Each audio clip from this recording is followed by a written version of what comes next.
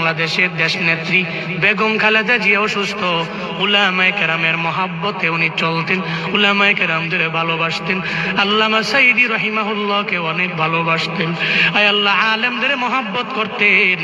আপনার বান্দি মুমূর্ষু অবস্থায় আছে, আয় আল্লাহ মনে হয় মরে যাবে এমন একটা হালাত। আয় আল্লাহ, এই ক্লান্তি লগ্নে ওনার বাঁচার বড় দরকার, আপনি হায়াতে তৈয়বা দান করে দেন আল্লাহ। আয় আল্লাহ, জীবনে উনি যে ভালো কাজগুলো করেছেন, আয় আল্লাহ এই ভালো কাজের উসিলায় আপনি সিহতে আফিয়ত দান করেন। আয় আল্লাহ, সিহতে আফিয়ত আজলা কামেলা নসিব করে দেন আল্লাহ। আয় আল্লাহ, সারা দেশের মানুষেরা উনার জন্য দোয়া করে। কেন দোয়া করে? আয় আল্লাহ, ভালো মানুষের জন্য দোয়া করে। আয় আল্লাহ, যারা উলামায়ে কেরামকে মহব্বত করেছে, আয় আল্লাহ আলেমদেরকে প্রায়োরিটি দিয়েছেন, আয় আল্লাহ উনি বলেছে উলামায়ে কেরামরা জঙ্গি না, জীবনও জঙ্গি হতে পারে না। বাংলাদেশের উলামায়ে কেরাম নিয়ে যে কথা বলতে পারে সে উলামায়ে কেরামের অবশ্যই শুভাকাঙ্ক্ষী। আয় আল্লাহ, এই জন্য আমরা উলামায়ে কেরামের আপনার দরওয়াজায় হাত বাড়াইলাম।